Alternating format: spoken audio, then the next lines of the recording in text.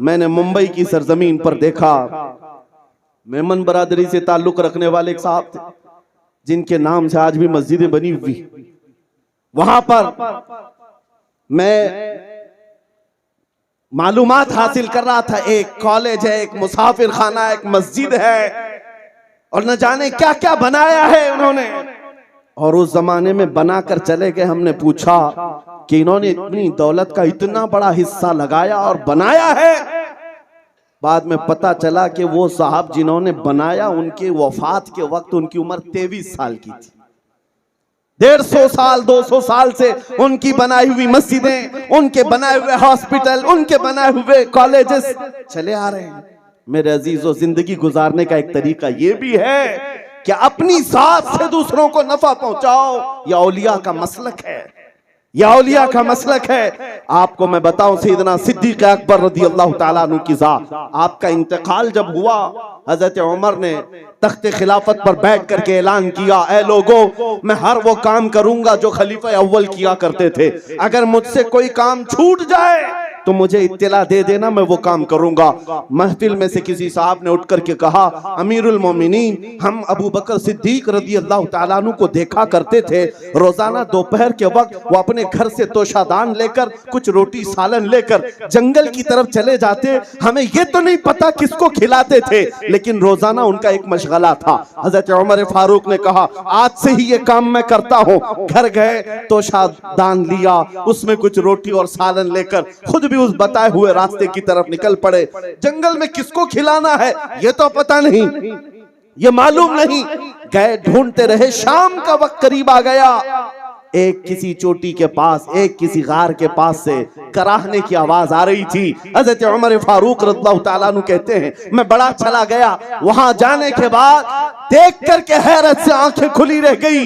एक ऐसा माजूर बंदा पड़ा हुआ है जिसके दोनों हाथ भी कटे हैं, दोनों पैर भी कटे हैं और आंखें भी नहीं हैं। ऐसा माजूर है लेकिन कराह रहा है। हजरत उमर कहते हैं, यही वो बंदा होगा जिसको वक्त का खलीफा अपने घर से तोशादान लेकर यहाँ जंगल में आता था और खामोशी से खिलाकर चला जाता था। हजरत उमर कहते हैं, मैंने उसको बताया नहीं कि अबू बकर सिद्दीक नहीं आए, आज मैं आया हूं। कहते हैं, जाकर के उसके सामने तोशादान खोला और रोटी को सालन में डुबोया और उस अंधे माजूर के मुंह में रोटी का लुकमा रखा। वो अंधा चीख पड़ा, कहा, आने वाले बता, क्या अबू बकर इंतकाल हो गया? क्या अबू बकर सिद्दीक का इंतकाल हो गया? आज तक मैं एक दिन भी भूखा नहीं रहा उनकी जिंदगी में। हजरत उमर कहते हैं, तू तो अंधा है, नाबीना है, तुझे कैसे खबर कि आने वाला अबू बकर नहीं कोई और आया है?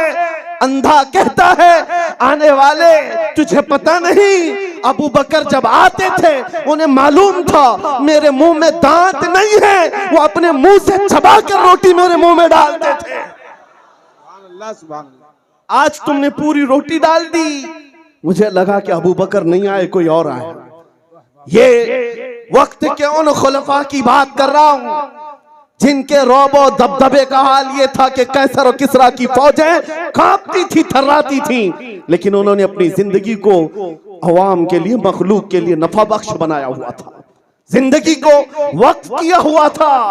मेरे अजीजों, मैं आखिरी बातों की तरफ आता हूं। मारहरा मुतहरा का यही मसलक है, मारहरा मुतहरा का यही मजहब है।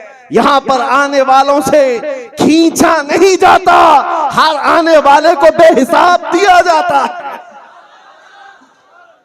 या हर आने वाले को दिया जाता है। मैं बिला मुबालगा आपके सामने अर्ज कर रहा हूं, जितने उलमा आए, जितने यहाँ के फुकरा हो, जितने खादिम हो, कोई एक मुझे बताए बगैर यहाँ से नवाजे उसको भेजा गया।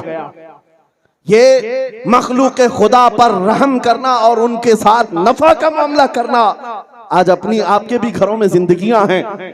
उम्मत को आप क्या दे रहे हो? दुनिया में खल्के खुदा को आप क्या दे रहे हो? ये देखने की जरूरत है। आज हुजूर सैयदी अहसनुल उलमा की याद ताजा होती है। एक बाप है, अल्लाह ने 4 बेटे दिए, लेकिन उस बाप ने ये नहीं सोचा कि मुझे कमा करके देने वाले बेटे हो, बल्कि हर बेटे को ऐसा बनाया है, हर एक अपनी जगह पर खल्क़े खुदा की खिदमत कर रहा है। हुजूर अमीन मिल्लत को अलीगढ़ की तारीख क़यामत तक याद रखेगी। हुजूर शर्फ मिल्लत को इनकम टैक्स का शोबा याद रखेगा और हुजूर सैयदी अफजल मियां को पुलिस का शोबा हमेशा याद रखेगा। और मारहेरा के चप्पे चप्पे और गलियां गलियां अपने बच्चों को दीन और दुनिया सिखाने के मामले में हुजूर रफीक मिल्लत को सदा याद रखेंगे।